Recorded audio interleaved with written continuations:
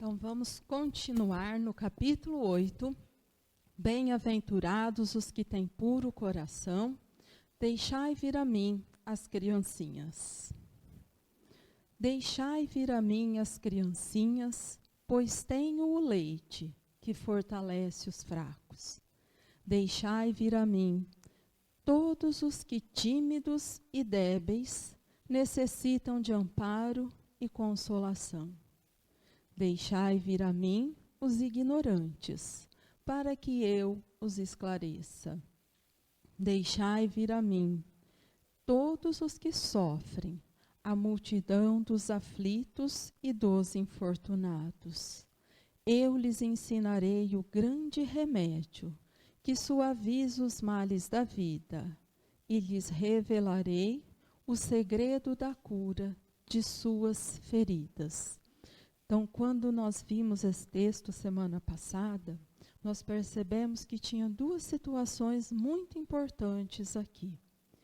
Uma era a questão da confiança, que é como a criança caminha. E a outra era o que me impede de ir. Porque eu preciso descobrir o que me impede de ir a Jesus. Porque enquanto eu não perceber o que trava o movimento, eu tenho a sensação que eu estou distante. Mas eu não consigo entender o que me distancia. E como a colocação é bastante clara, é vinde a mim, para que consigamos compreender que o movimento é nosso, a pergunta tem que ser: o que me impede de realizar o movimento, de sair de onde eu estou e ir a Ele? E quando a gente pensa em ir a Jesus, nós precisamos trabalhar de novo com a questão imagem. Porque senão eu vou ficar imaginando que é sair da minha casa e ir num determinado lugar. Simbolicamente, aqui nós viemos para encontrá-lo. Isso garante. Por quê? Porque não é lugar físico. Ir a Jesus é um movimento interno. Eu posso estar em qualquer lugar e ir a Ele.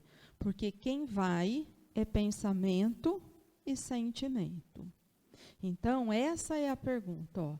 O que ocupa o meu pensamento e o meu sentimento que me impede de ir a Ele? E é uma pergunta que nós vamos ter que repetir, né, para descobrir qual é o impedimento.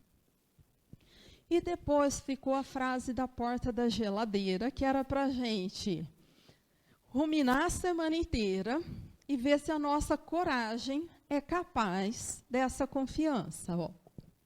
Meu Pai, que a tua vontade se faça e não a minha. Se te apraz experimentar-me pela dor e pelas tribulações, bendito sejas. Porquanto é para meu bem. Eu o sei, que a tua mão sobre mim se abate. Se é do teu agrado, Senhor, ter piedade da tua criatura fraca, dar-lhe ao coração as alegrias sãs, bendito sejas ainda. Mas faze que o amor divino não lhe fique amodorrado na alma, que incessantemente faça subir aos teus pés o testemunho do seu reconhecimento. Então, o desafio era que nós íamos tentar pensar nessa pequena prece, se essa confiança já faz parte das nossas conquistas, se eu consigo de verdade falar que a tua vontade se faça e não a minha. E seja lá o que acontecer na vida, eu vou receber de bom grado, com tranquilidade, porque eu sei que está certo. Se for um desafio, um estímulo difícil, muitas vezes doloroso, eu sei que está certo, que é um incômodo necessário para me desacomodar daquela situação de paralisia e me obrigar a crescer. E se for o contrário, as alegrias da vida, se eu já tenho serenidade para recebê-las, sem deixar que a ilusão se aposse de mim e que eu dê mais valor a coisas materiais do que ao espírito. Então, era uma proposta que pensássemos. Como eu sei que todo mundo fez a lição de casa, estou bem tranquila, está tudo certo, a gente pode continuar. Mas, na verdade, o que a gente tinha sentido a semana passada é que para nós é um pouco desconfortável, né? A gente fala no Pai Nosso, né? Seja feita a vontade, mas assim, de verdade eu queria que fosse a minha. Eu queria que fosse tudo do meu jeito. E dá errado. O que eu acho problema dessa parte é que quando acontecem as coisas, às vezes a gente não entende por que está acontecendo. E isso tem sido um ponto, talvez, de muita dificuldade para todos nós.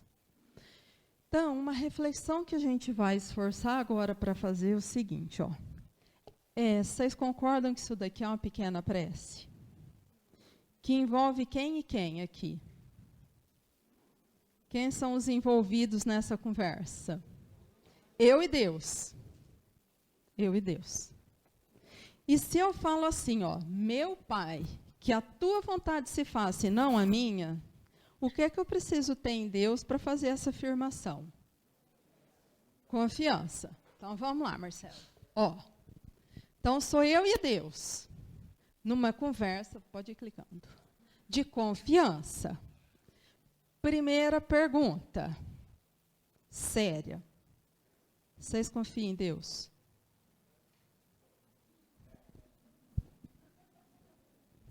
Eu vou perguntar de novo. Vocês confiam em Deus? Ai, que alívio. Pode ir clicando. Vocês confiam em vocês? Olha onde que era o problema.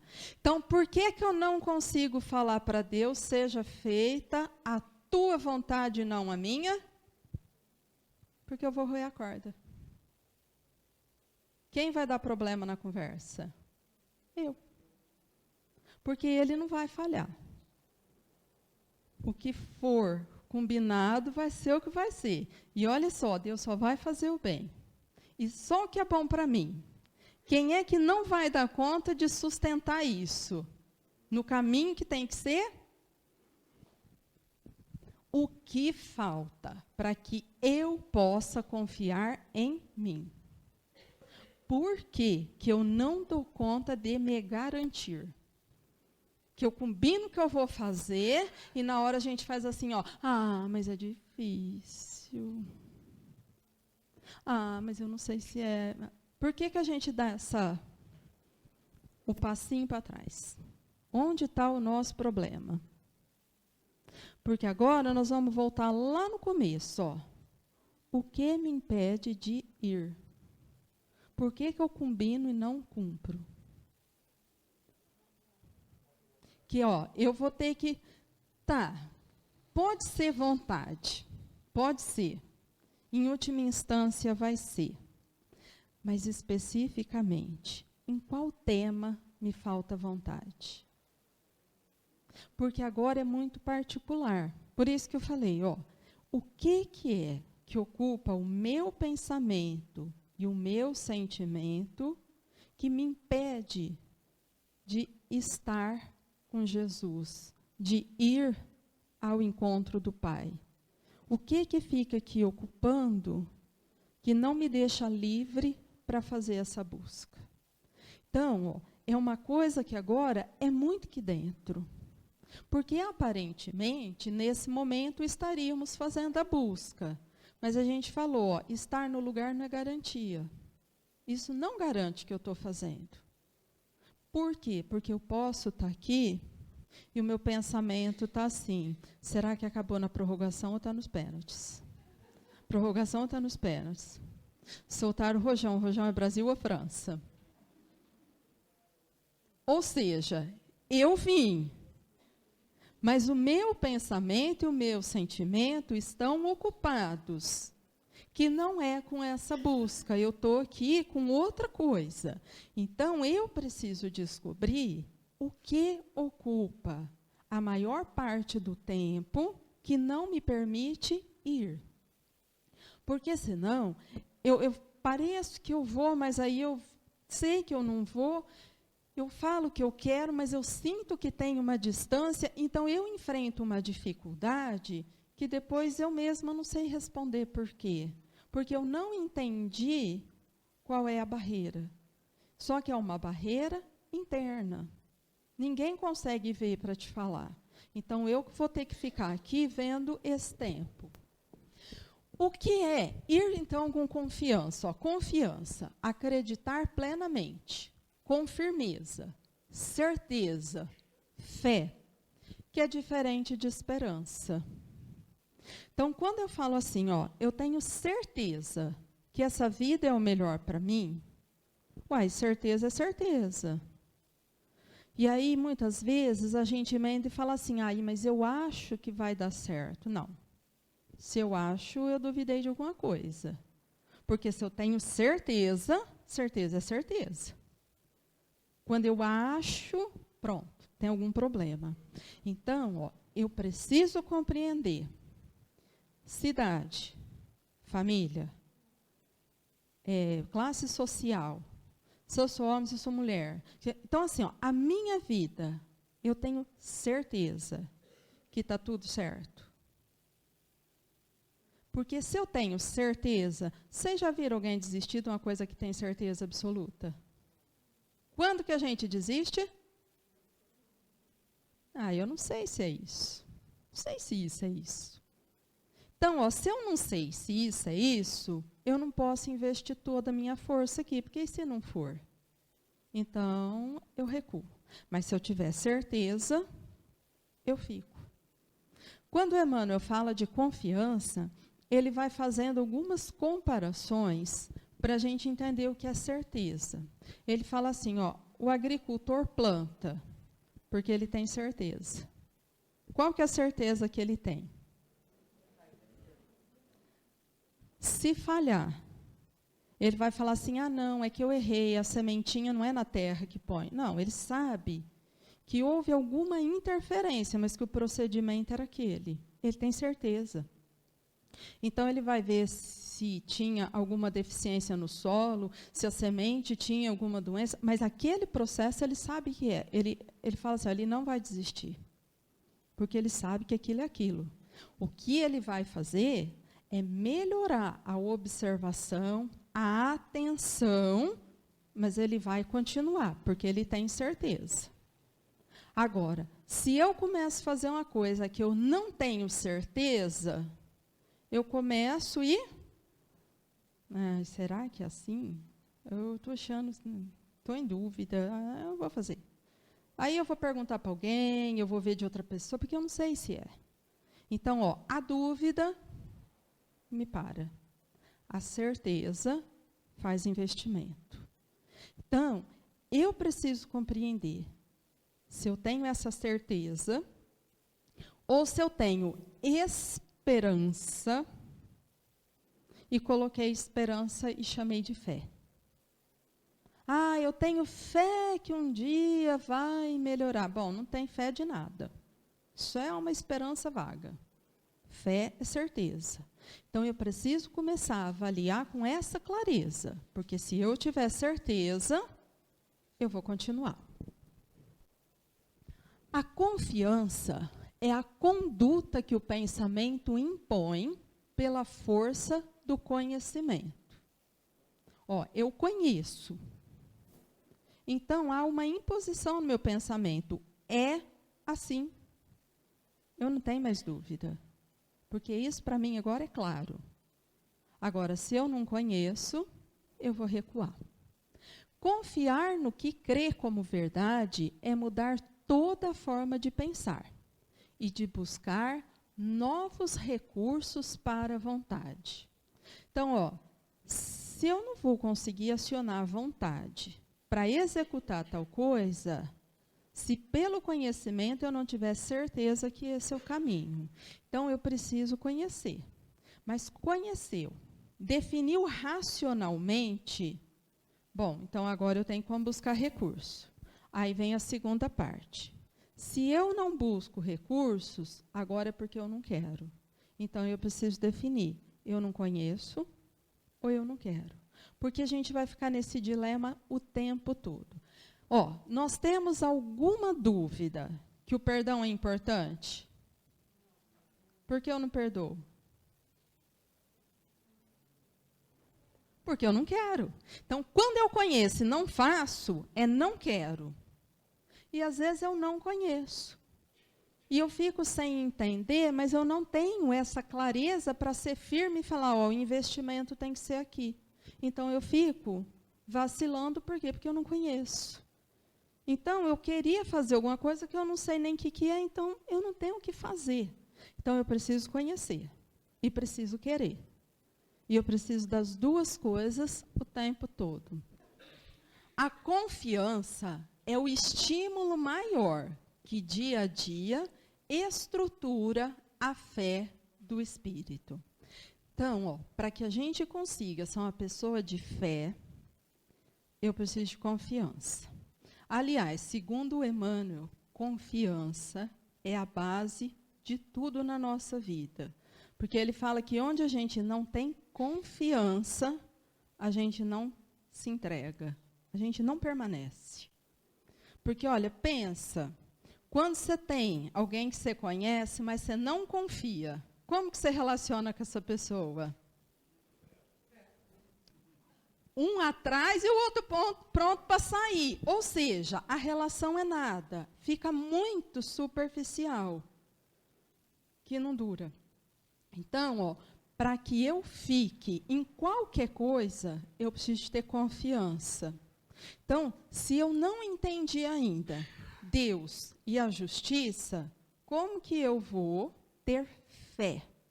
Então, para que eu estruture a minha fé, eu preciso ter essa certeza.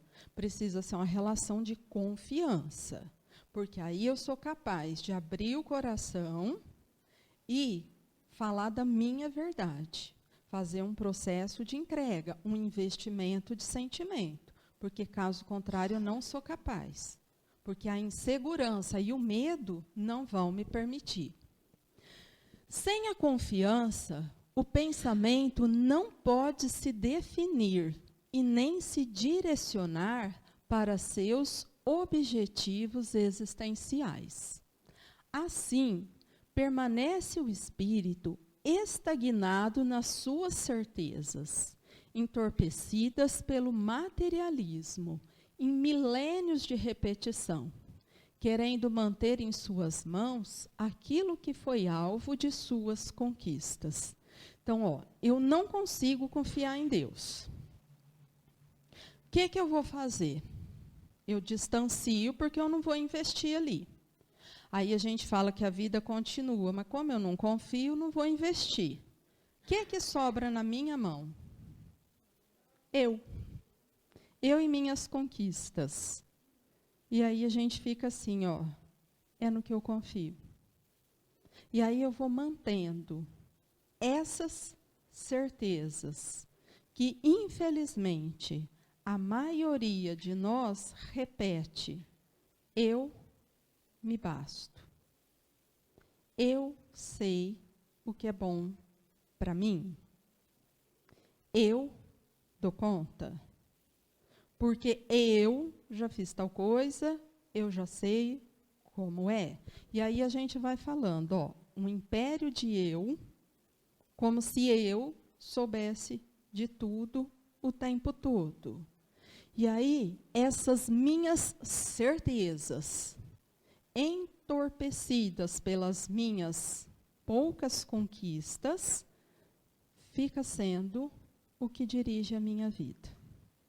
Então, eu vou ficar muito tempo alimentando isso. E não dou espaço para outra coisa. Então, ó, começa agora uma situação de grande dificuldade, porque todas as minhas certezas eu não abro mão. Quantas vezes a gente foi conversar com alguém que a pessoa fala alguma coisa que é totalmente diferente daquilo que eu penso. E aí a gente faz assim, a pessoa não entende nada, falou um monte de bobagem. Não sei nem para que eu fui conversar com essa pessoa. Ela me trouxe um ponto de vista muito diferente do que eu estou acostumada. Ela falou de coisas que não me interessam, porque não condizem com as minhas certezas. Então, eu já descarto. Eu estou totalmente fechada, isolada com as minhas certezas. Então, quando eu tenho esse monte de certeza, nós vamos ter que perguntar assim, então tá. O que de fato, do monte de certeza que eu tenho, o que é meu? O que é meu de verdade? O que eu possuo, que eu falo assim, isso é meu? A pergunta não é difícil e não é uma pegadinha. O que é meu? Gente, está no Evangelho. O que de fato o homem possui de seu?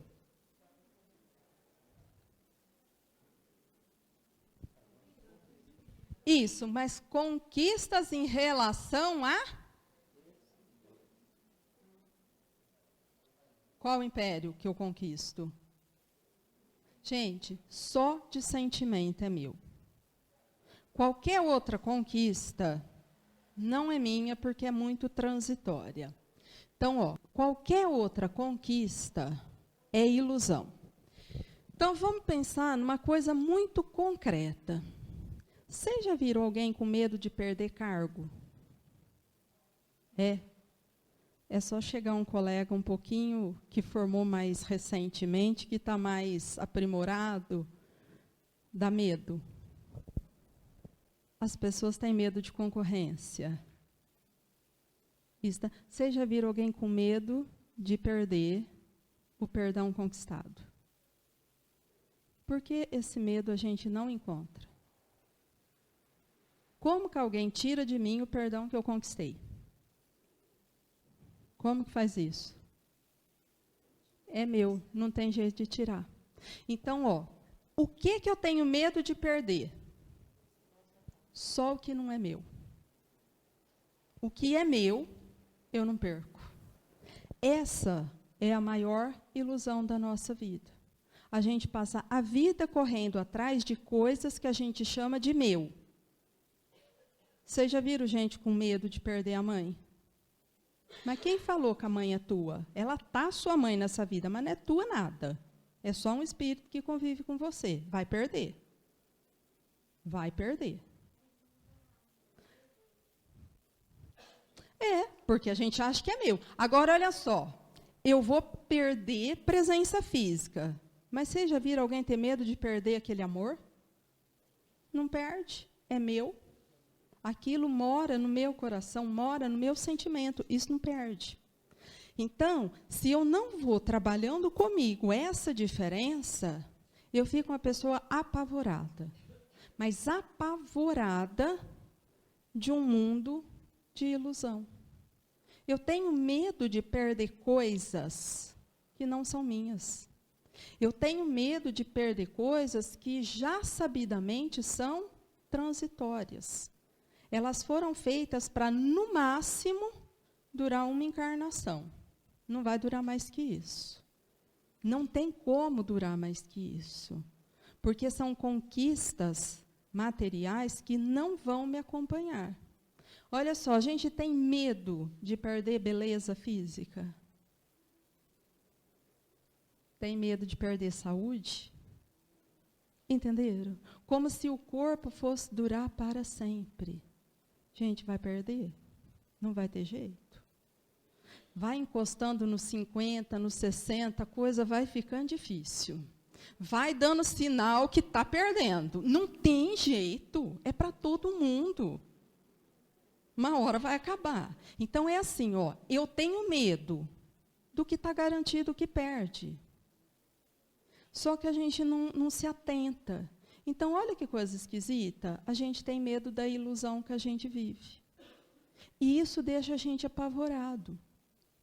Porém, da conquista, ó, vocês já viram alguém perder humildade? Conquistou é minha, não vai perder. Perder bondade, conquistou, é sua. Então, isso eu não vou perder. Por isso, essa conquista real é o reino da nossa tranquilidade. É aquilo onde a gente tem segurança. É aquilo que faz a aproximação do Pai. Por isso que ele fala, eu tenho leite que fortalece o fraco. Porque a hora que você entender que o que você conquistou é teu, você vai acalmar. E se você tem humildade, você não tem mais medo do seu cargo. Ele vem, ele vai, e para você continua tudo certo. É só um estímulo que Deus vai me dar a oportunidade, ora mandar, ora prender, e eu vou mostrar a minha fé numa situação e na outra com toda a humildade e na maior tranquilidade. Forte, tranquilo. Mas se eu não tenho essa conquista, ganhar um cargo ou perder um cargo é motivo de insônia, medo, desespero, muitas vezes de revolta, loucura, porque eu não tenho essa força do reino do coração. Então, transitar nisso e entender qual parte é ilusão é que é fundamental para que eu consiga reagir bem a cada estímulo que me chegar. Confiança e fé são construídas a partir do desejo autêntico e perseverante de compreender o que nos cerca. Conquista somente possível através da renovação do entendimento e da forma de sentir a vida. Então, ó, como é que eu estou sentindo a vida? Eu dou importância para quê? O que me movimenta? Porque às vezes a gente fala brincando, mas é sério. Às vezes eu vou ficar triste porque alguém riscou meu carro. Mas eu vou dormir bem de mal do meu vizinho. Então, ó, como eu estou sentindo a vida? O que tem valor, de fato, no dia a dia? Eu fico triste quando eu perco dinheiro ou quando eu perco a oportunidade de fazer o bem para alguém. Então, se eu não consigo entender qual parte dessa é ilusão, qual parte dessa é verdade, eu vou ficar uma pessoa confusa. E aí, na confusão, eu não vou confiar. Porque eu vou conversar com Deus, mas eu quero que Ele resolva a minha ilusão. Como que Ele vai resolver sua ilusão? Você está falando de uma coisa que não existe. Que tem um tempo contadinho para acabar. Então, assim, não tem uma resposta do jeito que você espera. Mas tem uma resposta do jeito que você precisa. Que é esse sentir a vida com clareza. E eu preciso começar agora a fazer a diferença para eu conseguir perceber, ó, em que ponto eu me encontro. O Evangelho precisa sair da ilha da inteligência e integrar o reino do coração. Eu entendi. É importante, lembra, ó, conhecimento. Agora, do conhecimento, eu tenho que fazer a ligação para o sentimento, para eu entender. Isso daqui é porque eu não sabia ou é porque realmente eu não quero? Só que só eu posso saber qual a diferença disso dentro de mim. Tem coisa que eu ainda não fiz porque eu não sei. Mas tem coisa que eu não fiz porque eu não quero. E isso são duas situações muito diferentes. Então, ó, São Paulo tem uma oração que está lá em Efésios, capítulo 1, no versículo 18, que ele diz assim, ó, que Ele ilumine os olhos dos vossos corações, para saberdes qual é a esperança que o seu chamado encerra. Mas espera aí, coração tem olho? E por que ele pede? iluminar o olho do coração. Do que ele está falando? Ele quer um pedido, quando ele está lá com os Efésios, é que eles já sabiam muita coisa, mas que agora eles precisavam olhar, não o conhecimento, mas olhar o coração, para que eles pudessem entender o que de fato era a esperança que o tempo novo, que então Jesus já tinha anunciado como a boa nova, trazia para aquele povo.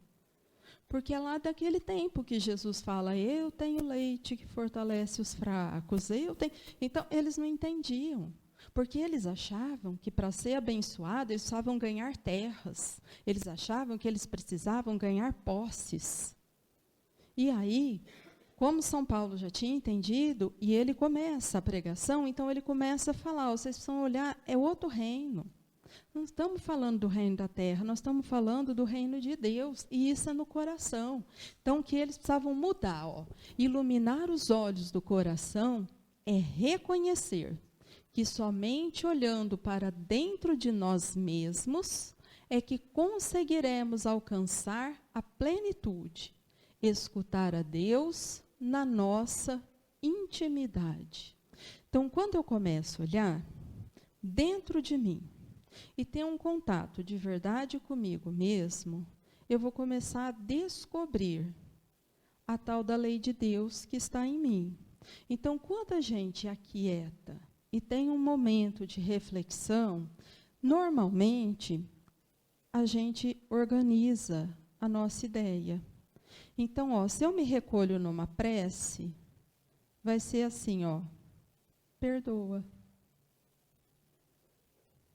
Aceita, respeita, entende, colabora, cede. São coisas que o tempo inteiro ficam reverberando na nossa intimidade, quando eu olho para dentro. Só que, às vezes, esse contato está falando exatamente aquilo que eu não quero escutar. Aí eu dou um jeito de outra vez buscar coisas aqui fora para justificar a minha falta. Então, ele já estava então alertando, é iluminar agora os olhos do coração. Eu preciso ler o meu sentimento. Porque quando o outro faz uma coisa ruim, isso é um problema dele. Mas quando aquela coisa ruim me dá raiva, é um problema meu. E se essa raiva me der desejo de vingança, o meu problema ficou maior ainda. E se eu tenho coragem de, além de programar a vingança com ele, envolver mais gente na história, prejudicando, piorou mais ainda. Mas isso é o que está no meu coração, e só eu posso ver. Então, enquanto eu não vejo isso, às vezes eu não consigo entender. Por quê? Que a vida está me colocando nesse ritmo. Por quê? Que a minha situação é essa. E se eu entendesse, muitas vezes, eu ia falar assim, igual o Pai Nosso, né? Eu achei que Deus tivesse esquecido, mas eu esqueço que Ele cuida de mim. Porque imagina o seguinte, olha, se o meu plano de vida é abandonar todas as pessoas que vivem comigo, e para isso eu alimento em mim um desejo de sucesso profissional, e o seu sucesso não chega, como que você vai ficar? Quem conseguiria, diante de tal fracasso, olhar e falar assim, obrigada, Senhor, por esta dificuldade, eu estou gostando bastante da prova recebida? Qual a chance da gente ter essa maturidade? Mas qual era o seu projeto inicial? Assim que eu ganhar, abandono tudo esse povo chato aqui. Se tudo acontecer do jeito que eu quero, a primeira mudança é um apartamento lá em São Paulo, A segunda, a gente ainda fala assim, se Deus quiser, fora do Brasil. Aí dá errado. E a gente fica muito triste. Mas espera aí, o que foi que eu nasci para fazer o que mesmo? Para que a gente renasce? Muito obrigada, evoluir. O que é evoluir? É aprender a fazer o quê? Amar. Então, olha só, perdoar. Exatamente, aquele chato que convive lá na sua casa. Isso é evoluir? E você está pedindo para Deus te tirar desse lugar. Você acha que vai dar certo ou que vai dar errado? Por que vai dar errado? Porque Ele não gosta de você ou porque Ele entendeu que você, de novo, caiu nas armadilhas da sua ilusão. Ele entendeu que você acha que abandonar todo mundo e ir embora é a solução, quando, na verdade, é, de novo, a ilusão. Então, para te ajudar, Ele faz um limite que te faz ficar naquela relação onde a tua única chance de sair inteira é aprender a perdoar. Aí você vai, feliz da vida, fazer esse exercício. Gente, mas é difícil, né? Não. Só que é difícil, até a hora que você aprende. Aí, a hora que você aprende, você faz assim, nem ligo mais. Aí que você se toca, que depois de 30, 40 anos de esforço, você aprendeu uma lição. E que aquilo que era tão chato, tão difícil, agora tá, tudo bem. Agora eu já aprendi mesmo. Agora eu dou conta disso. Aí você respira aliviado e vai. Só que eu preciso falar uma coisa para vocês. Sabe o que vai acontecer daqui a pouquinho? Vai chegar a próxima. Sabe por quê? Porque o professor é bom. Não dá para a gente ficar desperdiçando tempo. Né? Porque o quê? Faz uma prova e passa o resto. Não. Então, vai chegar outro desafio. Por quê? Porque conquistou, agora vamos para o próximo. Mudou de lição. Oi. Jean-Paul Sartre, muito boa. Ele tem um livro, ele fala o que você fez daquilo que te fizeram. Que é muito reflexivo para a gente pensar. Aquilo que te aconteceu, você mobilizou o que em você mesmo.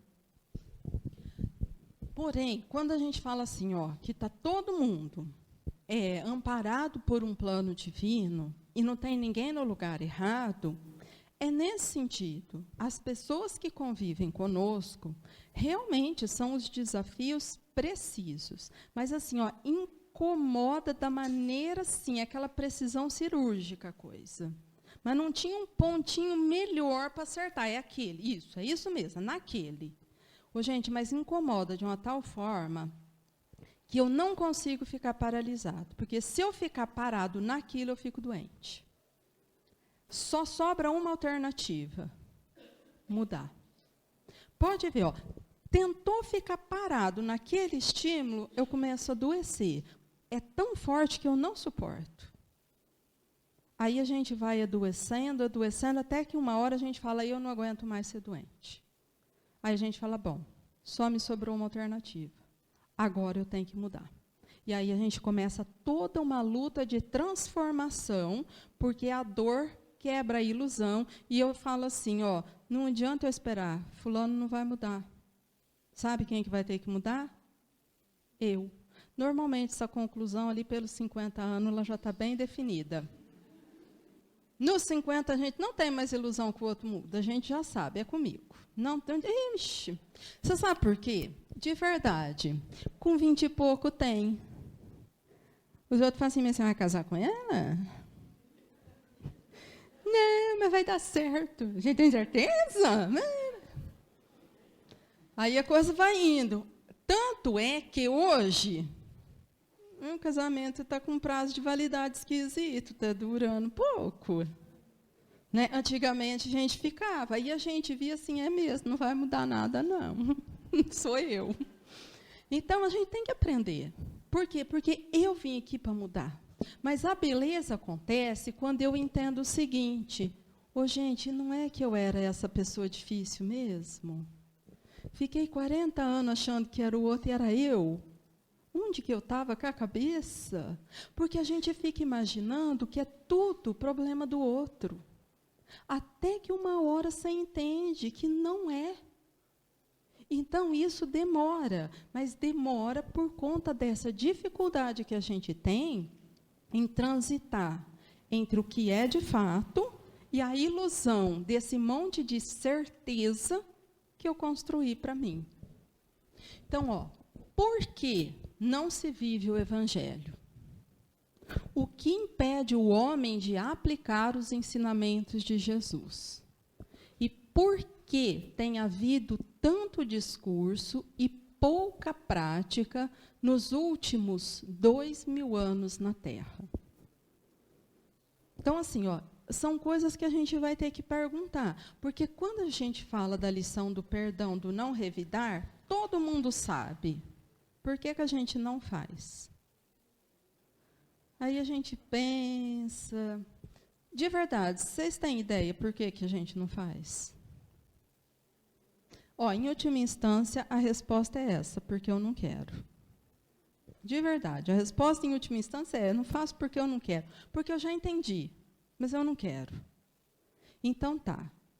Mas por que você não quer? Começa a pensar melhor. Por que você não quer? Quando eu falo de perdoar e não revidar, eu estou falando de amor? Sim ou não? Sim. Então, se eu melhorar a pergunta e falar assim, por que você não quer amar? Você vai falar, não, mas não é isso. Eu quero. Não, se eu não quero perdoar e quero continuar revidando, eu não quero amar. Por que você não quer amar? Aí a gente fala, gente, que esquisito isso. Mas não é isso. Parece que não encaixa. Porque eu me convenci que amar é uma coisa que eu quero. Mas eu não consigo fazer a necessidade de perdoar e não revidar encaixar no meu amor. Aí eu tenho uma dificuldade. Por isso que eu falei, eu alimentei tanta ilusão que no meu quebra-cabeça essa parte do amor não encaixa. E eu fiquei imaginando que era isso que eu queria.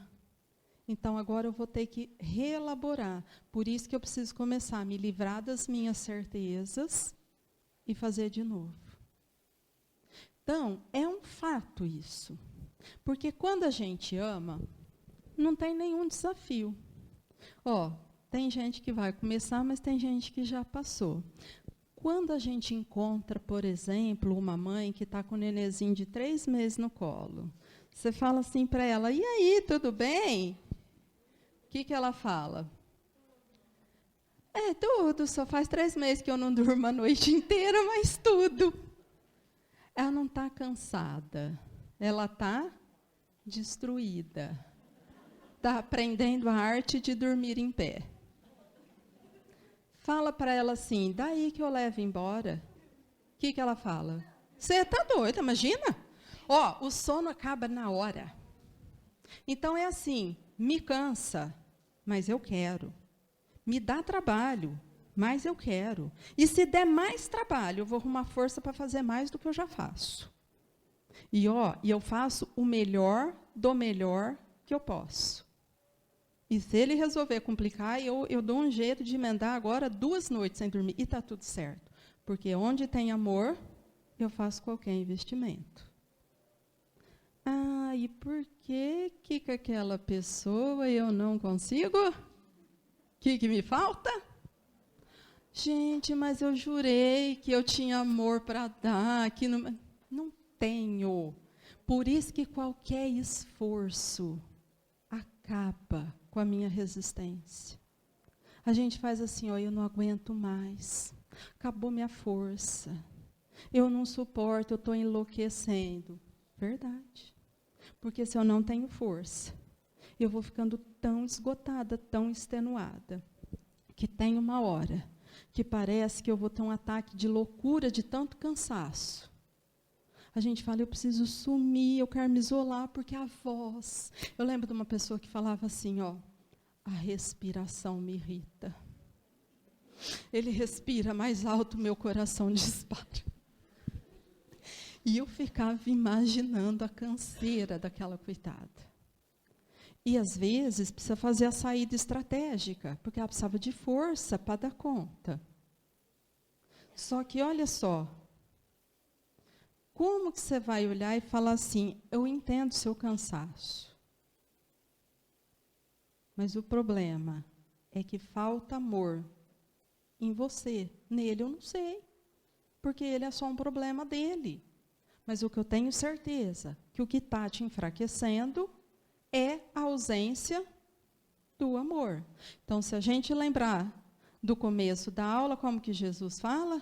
Eu tenho leite que fortalece o fraco. Eu tenho esclarecimento para o ignorante. Eu tenho que fortalece aqueles que são débeis. Ou seja, se vier a mim, eu tenho tudo isso que dá força e faz suportar qualquer prova, porque o amor vai resolver tudo. Então, ó, é desafiador, mas é um processo agora de autoconhecimento, onde eu fico responsável pelo que está dentro de mim. E não é simples, e não é fácil. Não é tão penoso viver o Evangelho, em verdade, penoso é o contato com o nosso eu, para o qual toda a mensagem de Jesus é dirigida. Ó, não revidar não é um problema. O problema é eu olhar dentro de mim e falar assim, mas como assim que a pessoa vai falar isso comigo e eu não vou responder? Como assim que a pessoa vai me tratar desse jeito e eu ainda vou baixar a cabeça, vou perdoar e falar que está tudo bem? Eu vou oferecer outra face? Ó, nosso discurso de todo dia. Então eu tenho cara de boba agora. Então os outros vão fazer o que quer. Ó, todo dia eu falo isso. Então, ó, eu falo que eu quero amar, mas eu não quero abrir mão dessas minhas certezas de que eu sou forte e que eu não preciso dessa pessoa, porque isso é uma certeza que eu tenho. Então, ó, eu não consigo abrir um espaço para o perdão, para o não revidar. E se eu me dispuser a esse trabalho, eu vou ter que olhar o que tem dentro de mim. E isso é bastante difícil, porque eu me ver como uma pessoa que não é que eu não amo, é que eu nunca amei, é bastante triste. A gente fica muito desiludido, porque a gente tinha feito um conceito muito interessante de nós, e aí a gente fala assim, não é verdade. Eu sou boa de briga mesmo. Caçou, achou. Não pode provocar. Que eu mostro a onça. Mas o meu conceito que eu tinha feito era outro. E para evitar esse contato, a mente capacitou-se a gerir as ilusões em milênios de experimentações, sendo muitas delas um mecanismo de fuga e proteção para isentar-nos do contato doloroso com a verdade sobre nós próprios. Então, assim, ó, é chato. Mas, assim, quem aqui gosta de mandar? Ó, é duro assumir, né? Mas, às vezes, a gente vai falar assim, eu não sou assim. Aí você fala uma coisa e não acontece, a gente fala assim, eu nunca mais vou conversar com essa pessoa. Ela é insuportável. Porque ela não atendeu. Mas eu não consigo olhar e falar assim, eu gosto de mandar. Então, eu vou armando coisas para criar uma ilusão e não ter o contato exatamente com o que está acontecendo. Quando a gente não vai fazer um exagero e adoecer. Mãe é bicho do cão para fazer isso. Ela pede uma coisa, o filho não faz, ela dá enxaqueca e passa o dia deitado, vomitando. Os filhos morrem de culpa. E as quase desmaiam. Gente, não é por querer. isso faz parte da armação. Que eu não quero contato. Então, eu adoeço para ter o ganho secundário da doença. Só que imagina qual é a energia construída para isso. Eu estou falando de mãe, mas isso é mecanismo tão articulado que criança faz também. Criança quer um trem, você não dá o trem, o que eles fazem? Tem febre. Tem febre. Aí ganha o que queria, o que não queria, o outro que o primo queria. Por quê? Isso é coisa que o espírito faz há milênios. Milênios. Nessa dificuldade de entrar em contato consigo mesmo. Eu tenho que assumir a responsabilidade da coisa. Eu tenho que abrir mão. E diminuir orgulho e egoísmo é um processo doloroso. E isso, por isso que a gente começou falando de confiança. Eu preciso confiar muito que esse é o processo correto. Porque se eu tiver uma dúvida, eu vou falar, sei não se isso vale a pena. Aí eu recuo. E nessa, por isso que ele falou, faz 2019 anos que a gente conhece esse evangelho, e muito pouco dele a gente tem clareza e firmeza para fazer. Por isso que às vezes tem medo de falar assim, Senhor, que seja feita a tua vontade. Porque se ele fizer, eu sei que a vida vai me pedir para andar de acordo com o ensinamento de Jesus. E aí eu falo, mas será que eu vou dar conta? E às vezes quando a gente vê alguém fazendo, por exemplo, alguém que abre mão da vida para se dedicar a um familiar que está doente, a gente fala assim, nossa, que coragem, né? Como se o que a pessoa estivesse fazendo fosse uma coisa que devia ser o padrão. Né? Quando a gente quer dar parabéns para uma pessoa que foi honesta. Não, ser honesto devia ser o padrão. Todo mundo devia fazer aquilo. Não pensar em si primeiro e pensar no bem de todo mundo. Então, isso mostra o quanto a gente ainda admira o que está certo, porque a gente não se sente preparado para fazer o certo. A gente recua diante do certo. Lu, eu acho que quando a gente tem dimensão de quem a gente é assim, você já consegue não revidar, já acha que está melhorando muito quando as coisas acontecem com você. E aí não mexe tanto. Até que alguém resolve mexer com seu filho. E aí você percebe a leoa que tem dentro de você. E aí o que você faz com tudo isso, que você achava que já estava mais ou menos resolvido? Falei, a prova ela vai intensificando, porque eu vou ter que trabalhar o todo. Não dá para ser aparente. E, particularmente, eu acho que nós aqui, a gente já saiu da fase da lição fácil. Né? Então, assim, tem coisa que agora já tem que acontecer. Mas essas, do mundo do interesse pessoal, agora começa a ficar séria. Né? Onde eu estou colocando o valor da vida, começa a ficar séria. O que eu chamo de meu e o que eu quero para o meu filho é o mesmo que eu quero para o filho do outro. Então, esse é o momento do respeito, o momento de entender as diferenças. Então, vai ser um exercício e que cada dia está intensificando. A gente começou esse processo e a gente vê o quanto a nossa intimidade está ficando tumultuada diante das provas que têm chegado para todo mundo. Então, para a gente pensar, quais são os motivos que me afastam do Evangelho e, de fato, o que me impede de ir a ele? Para eu começar agora a pensar com uma clareza maior, qual é o sentido da vida para nós?